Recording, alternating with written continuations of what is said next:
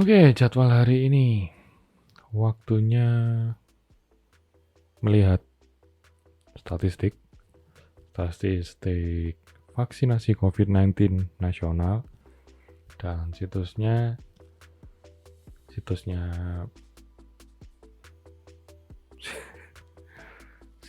Kemenkes. Jadi bisa kalian akses di vaksin.kemkes.go.id. Nanti linknya saya kasih di deskripsi. Maaf, tiba-tiba saya ngeblank. Mungkin karena udah malam. Oke, jadi situs ini lumayan komplit. Gak lumayan sih, sangat cukup komplit. Entahlah. Oke, jadi menurut situs ini, dari situs ini bisa kita baca data ini diupdate selama beberapa jam sekali, dan update terakhir itu jam 6 sore pada tanggal 9. Sekarang saya record ini ya lumayan up to date lah pada hari yang sama. Oke, di kolom kartu sebelah kiri, 11 dari 100 penduduk Indonesia sudah divaksin dosis 1. Jadi baru 10% dari target. Ya menurut saya targetnya kalau bisa ya 90% lah. Kalau bisa ya 100%. Semua penduduk Indonesia divaksin biar cepat usai. Kemudian sasaran vaksinasinya dari tahap 1 dan 2 itu 40 juta tenaga kesehatan lanjut usia, tugas publik. Tapi sepertinya masyarakat umum ya sudah kebagian, meskipun nggak sebanyak yang di sasaran, yang dituju, yang ditarget. Harap maklum ya, masih pemula. Belajar ngomong. Dan total vaksinasi dosis 1 sudah 89% dari target pertama. Dosis 2 baru 37. Jadi 37% maksudnya. Jadi apa ya? Kurang harmonis saja, kurang seimbang atau kenapa. Tapi udah cukup bagus untuk ukuran negara berkembang. Indonesia negara berkembang apa maju sih? Dan cakupan vaksinasi dosis 1 dan 2 ini sudah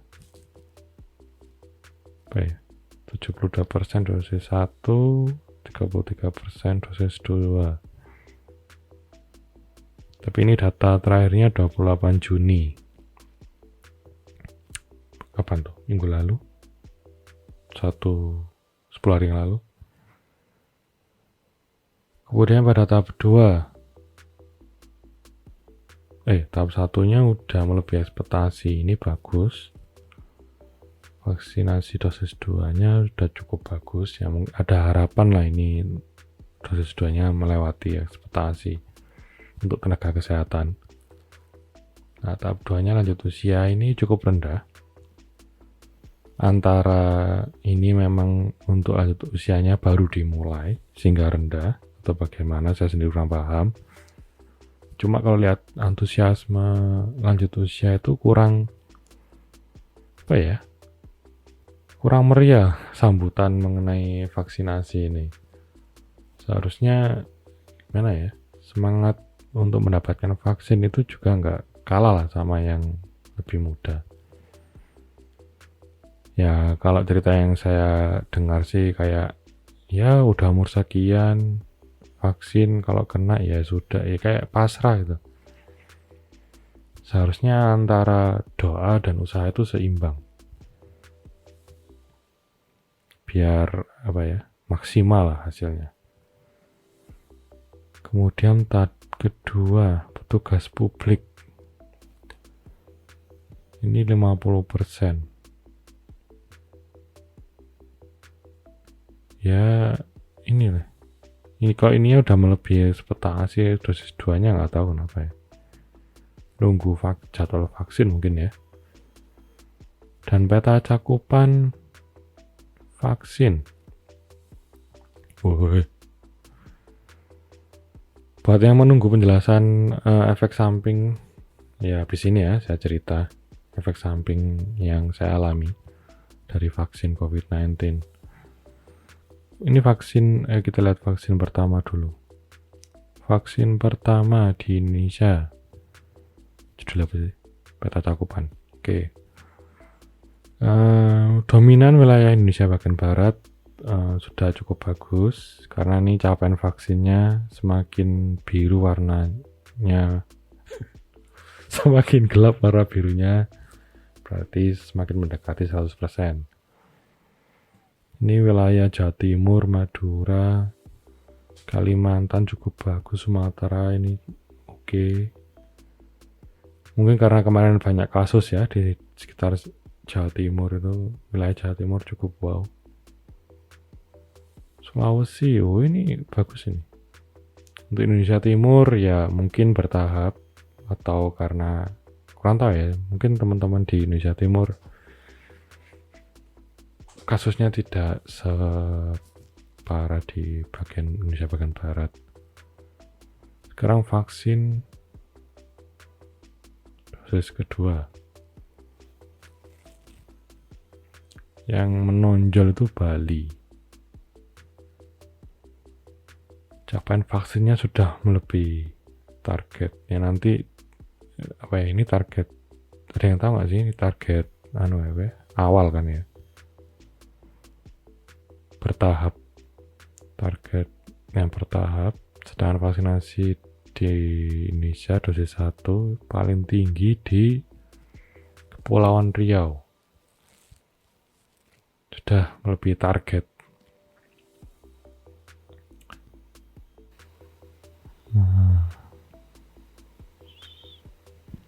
Ini garis 100% ya.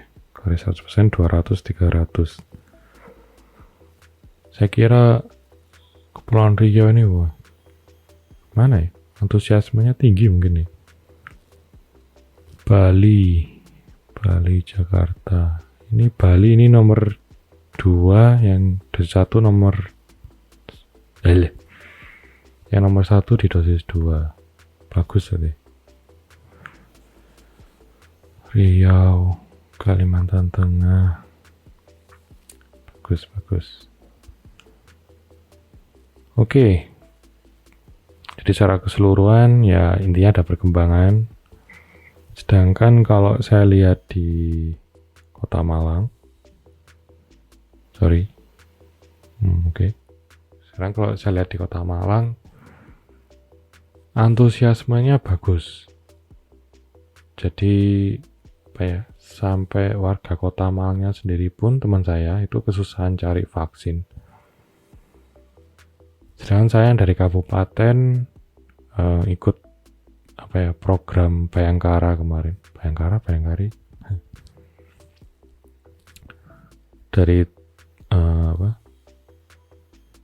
TNI Angkatan Udara di Abdurrahman Saleh sana. Jadi untuk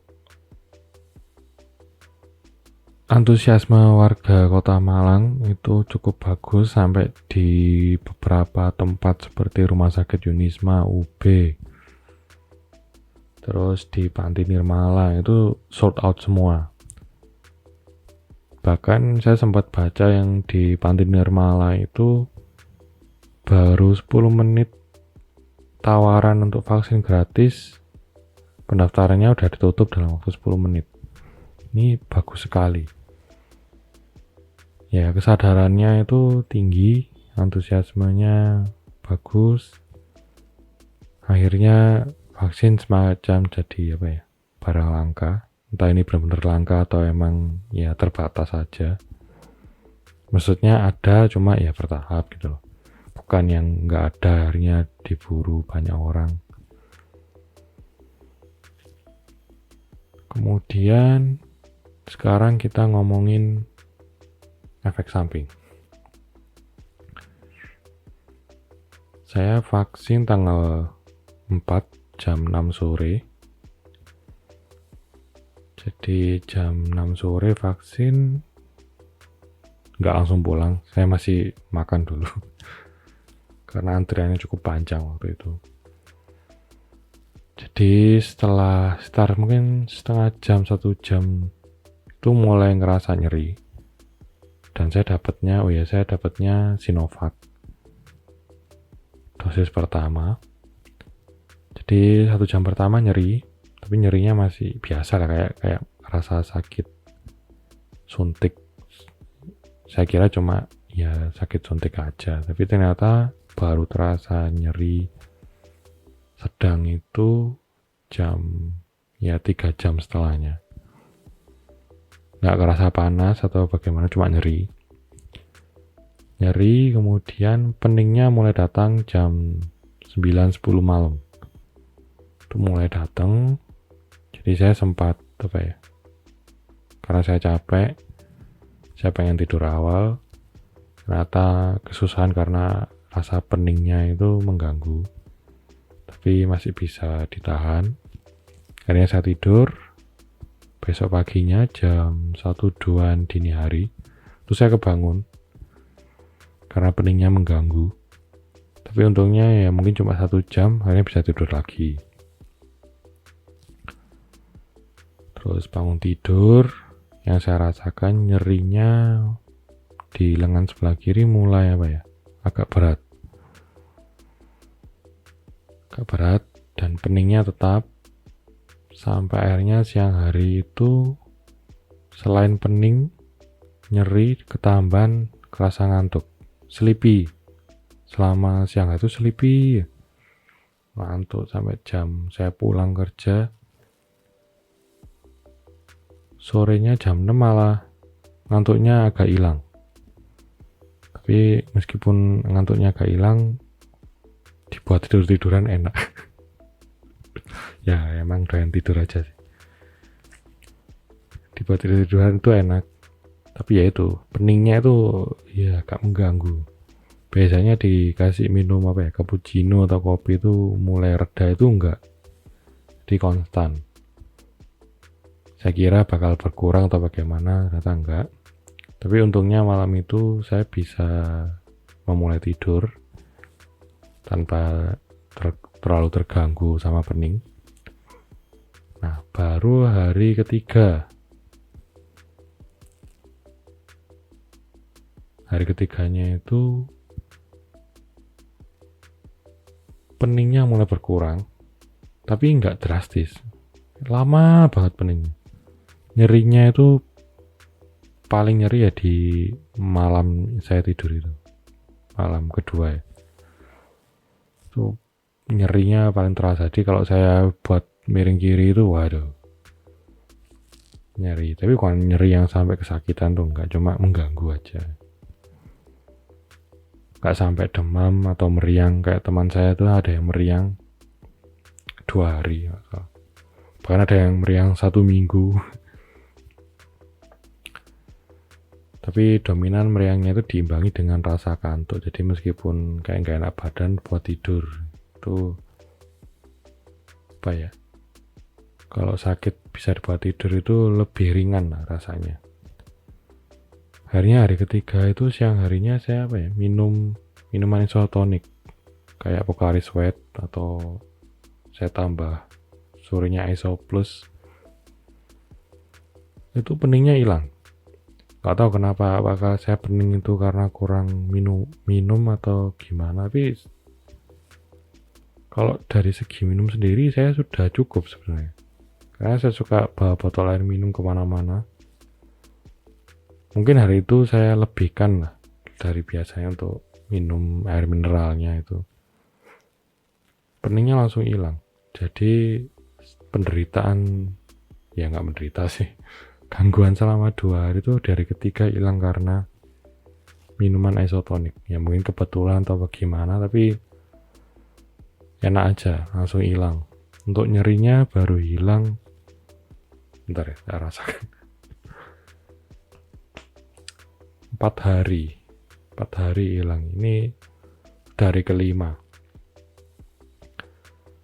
hari keempat udah hilang nyerinya dan saya nggak ngerasa apapun. Ya mungkin karena tahap pertama ya. Nggak tahu nanti kalau tahap kedua. Ya sementara untuk efek sampingnya semoga cuma itu saja. Ya namanya vaksin.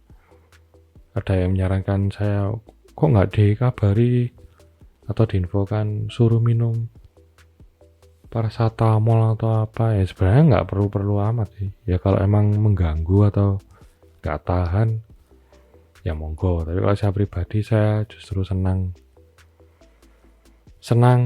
demam karena vaksin daripada demam karena COVID-nya sendiri. Ya jangan sampai lah, toh demamnya vaksin itu apa ya, menurut saya itu nikmat lah daripada demam karena sakit aslinya itu. Ya apa ya, ya semangatnya saya buat begitulah, nggak dikit-dikit mengeluh inilah mengeluh itu, takut inilah takut itu, kayak nggak penting. Bisa dihadapi lah. Yes, cuma sekian hari terus sekarang udah lupa nyeri atau meriang peningnya. Ya seru lah buat cerita di masa depan kalau pernah mengalami antri vaksin, terus efek samping vaksin kayak apa, ya bisa buat cerita. Ya buat yang belum vaksin semoga mendapat hidayah untuk segera vaksin demi mendukung atau menyudahi pandemi ini. Ya mau nggak mau harus semangat vaksinnya harus tinggi lah. Kalau cuma mengeluh kemudian nggak aktif berpartisipasi vaksinasi, ya mengeluhnya ya apa ya, kayak nggak berguna. Oke, sementara itu dulu dan sampai jumpa di episode selanjutnya. Ya saya masih belajar ngomong, kalau ada salah ngomong atau bagaimana harap maklum. Ya masih banyak belajar. Sampai jumpa. Annyeonghaseyo.